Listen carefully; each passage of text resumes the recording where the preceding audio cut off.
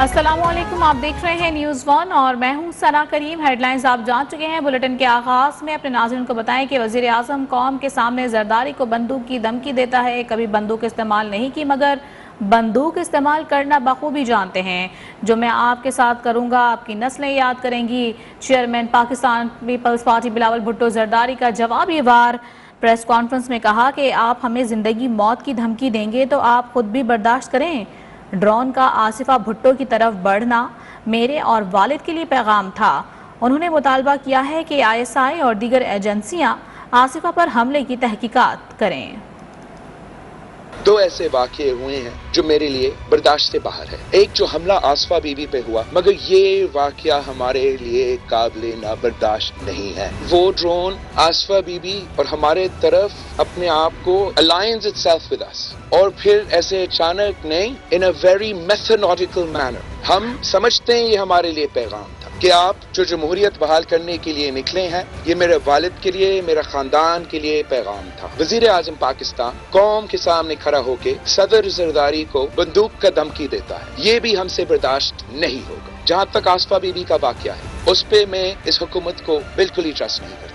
ISI سے درخواست کروں گا، انٹیلیجنس ایجنسی سے درخواست کروں گا کہ آپ اس انسیڈنٹ کو انویسٹیگیٹ کریں اور آپ اپنا طرف سے بھی ایک رپورٹ تیار کریں۔ جہاں تک صدر زرداری کو دھمکی دیا گیا تھا کل وزیر اعظم سے، یہ ہمارے لیے برداشت سے باہر ہے۔ بس اب ہم برداشت نہیں کریں گے۔ اب میں موجود ہوں۔ شہید بی بی کے وقت میں نوجوان تھا، یہ ابھی سمجھے جتنا بھی سمجھنا چاہے خان صاحب، ہم بچے نہیں رہے ہیں۔ میں ہر کسی قوت کو، جو بھی شخص ہوگا جو سمجھتے ہیں کہ ہم ڈر جائیں گے، ہم پیچھے ہٹ جائیں گے، سمجھ لو، جان لو، ان رگوں میں صدر زرداری کا خون ہے، شہید محترمہ بینظیر بھٹو کا خون ہے، شہید میر مرتضیٰ شہید شاہنواز بھٹو کا خون ہے، قائد عوام کا خون ہے۔ جو میں آپ کے ساتھ کروں گا تو بھولیں گے نہیں، تیرے نسلیں نہیں بھولیں گے۔ وزیر دفاع پرویز خٹک کے بھائی لیاقت خٹک اور بھتیجے احد خٹک نے جمعیت علماء اسلام فیم میں شمولیت کا اعلان کر دیا ہے۔ مولانا فضل الرحمان نے کہا کہ وزیر اعظم بیرونی ایجنڈے کے تحت آئے ہیں، غیر ملکی ہاتھ ہمارے نہیں آپ کے پیچھے ہے۔ تحریک عدم اعتماد کامیاب ہوگی۔ دھمکیاں مت دو کہ یہ کر دوں گا وہ کر دوں گا، ہم نے بھی چوڑیاں نہیں پہنی۔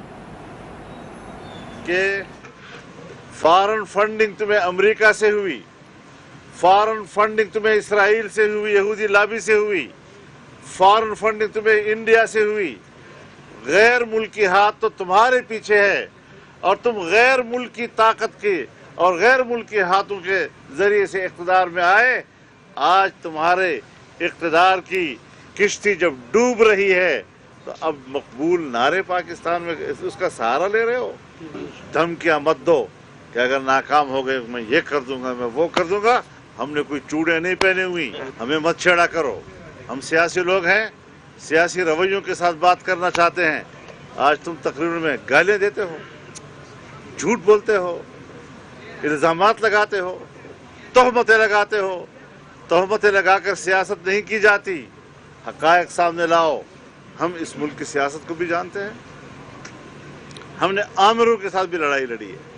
تو تم کیا چیز ہو، کس باغ کی مولی ہو؟ ہم نے تو پہلے دن سے آپ کی حکومت نہیں مانی، اور اب آپ کے خلاف عدم اعتماد آ چکا ہے۔ تمہارے اپنے لوگ بھی اب ہمارے ساتھ انشاءاللہ اس عدم اعتماد میں ساتھ ہوں۔ وزیر اعظم عمران خان کی پی پی قیادت کو دھمکیوں پر اپوزیشن لیڈر شہباز شریف کا اظہار تشویش۔ ٹویٹ میں لکھا کہ بدقسمتی سے وزیر اعظم آفس کو قومی سیاسی رہنما کو کھلم کھلی دھمکیاں دینے کے لیے استعمال کیا جا رہا ہے۔ اقتدار سے نکلنے کے بعد عمران خان کے پاس گالم گلوچ اور عوام سے بدترین خیانت کے سوا کیا ہوگا؟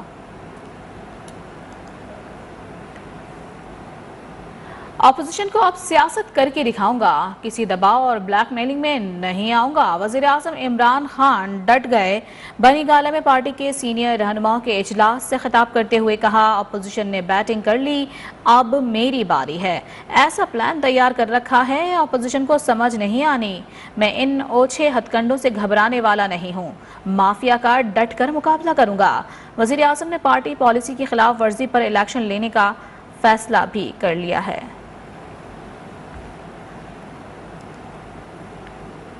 غصہ، اشتعال، دھمکیاں، گالیاں، زبان درازی، گھبرا گئے ہو نا؟ مریم نواز کی وزیر اعظم عمران خان کو للکار، ٹویٹ میں کہا کہ تم نے پاکستان کو تباہی اور بربادی کے گڑھے میں پھینک دیا ہے۔ آج چاروں طرف غربت، مہنگائی، بے روزگاری، بدامنی اور دہشت گردی کا راج ہے۔ قوم تمہاری نااہلیت، جہالت اور کھلنڈڑے پن کی بہت قیمت ادا کر چکی ہے، مزید کی کوئی گنجائش نہیں ہے۔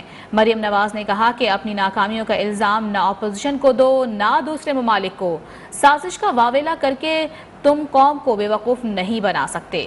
جس شخص کو نہ تاریخ کا علم ہو، نہ جغرافیہ کا، جسے نہ خارجہ پالیسی کا عطا پتہ ہو، نہ سفارتی تعلقات کا، جسے نہ حکومت چلانا آیا ہو، نہ عوام کے مسائل حل کرنا، وہ وہی کچھ کر سکتا تھا جو تم نے 4.25 سالوں میں کیا۔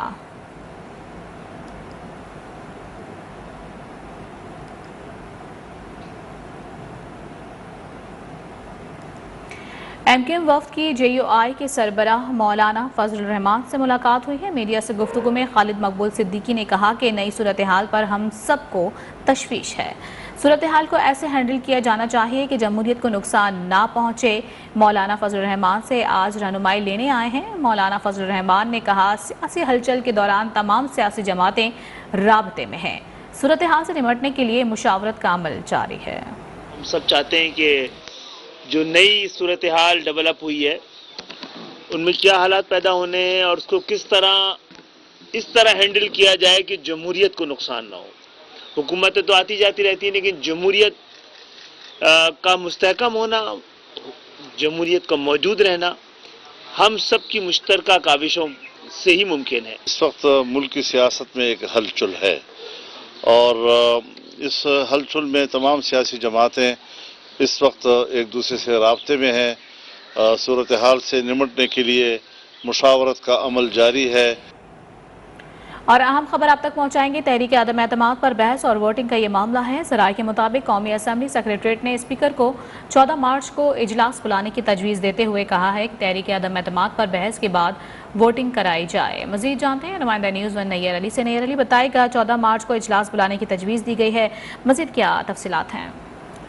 جی بالکل، تحریک عدم اعتماد کے حوالے سے بحث اور ووٹنگ کے معاملے پر اہم پیش رفت سامنے آئی ہے۔ ہمارے ذرائع کا یہ بتانا ہے کہ قومی اسمبلی سیکریٹریٹ نے اسپیکر کو 14 مارچ کو اجلاس بلانے کی تجویز دی ہے اور اس تجویز میں یہ بھی کہا گیا ہے کہ 3 دن پہلے اس تحریک عدم اعتماد پر بحث کرائی جائے اور اس کے بعد 18 مارچ کو ووٹنگ کروا دی جائے۔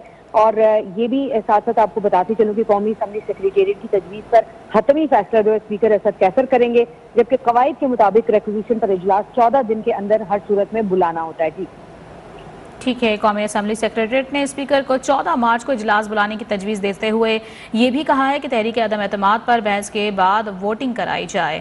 تفصیلات بتا رہی تھی نیئر علی، بہت شکریہ آپ کا۔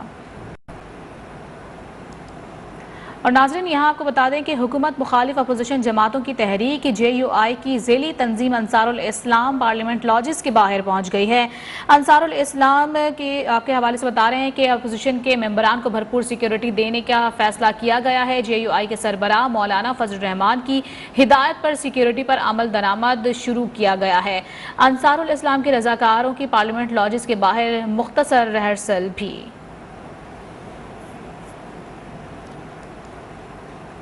خبریں اور بھی ہیں، شامل ہوں گی اس بریک کے بعد، ہمارے ساتھ رہیے گا۔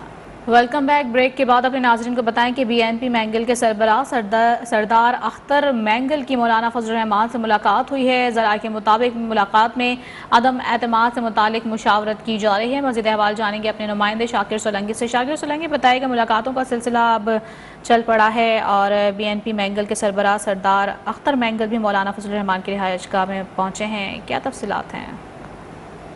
جی بالکل، بی این پی مینگل کے سربراہ سردار اختر مینگل مولانا فضل الرحمان کی رہائش گاہ پر پہنچے ہیں اور مولانا کے ساتھ اس وقت ان کی ملاقات جاری ہے۔ اس سے قبل ایم کیو ایم کے رہنماؤں نے بھی مولانا سے ملاقات کی اور میڈیا ٹاک بھی کی ہے۔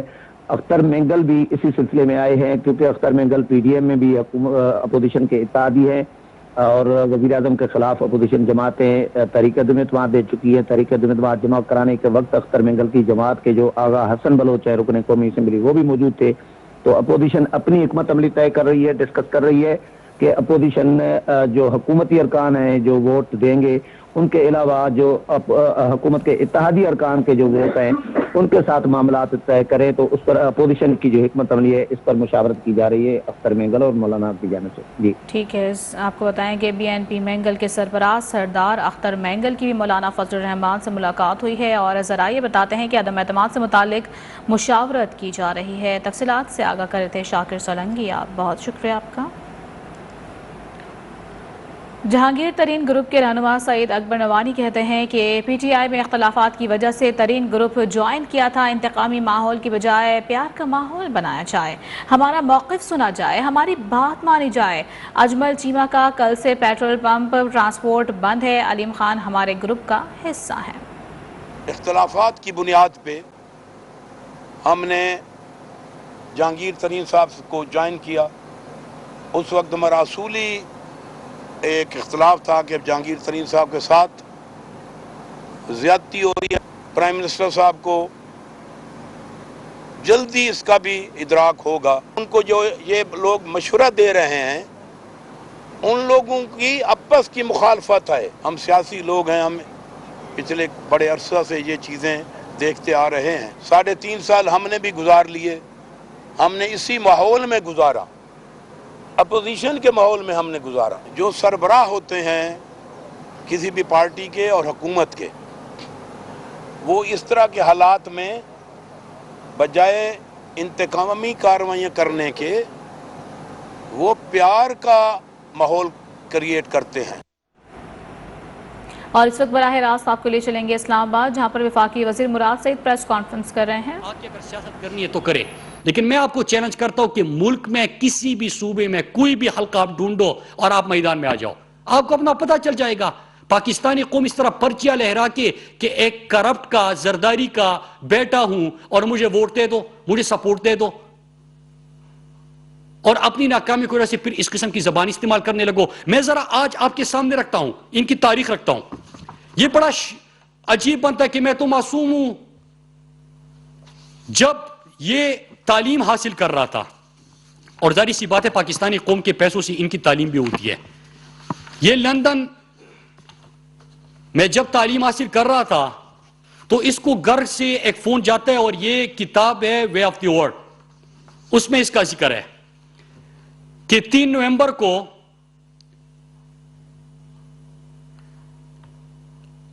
فرزند زرداری کی والدہ اس کو فون کرتی ہے اور اس کو بتاتی ہے کہ جو ہمارے کرپشن کا پیسہ ہے، جو حرام کا پیسہ ہے، وہ کہاں کہاں پہ پڑا ہوا ہے. اس کے اکاؤنٹس اور تفصیلات بتاتے ہیں اس کو. مطلب یہ کہ ان کے پیٹ میں ہر جانے والا نوالا حرام کا ہے. اور جب باہر تعلیم حاصل کر رہا ہے تو اس کو گھر سے فون جاتے ہیں، اس کو بتاتے ہیں کہ پاکستانی قوم کا جو پیسہ ہم نے لوٹا ہے وہ کہاں کہاں پہ پڑا اسلام ہوا آباد ہے. میں وفاقی وزیر مراد سعید پریس کانفرنس کر رہے تھے.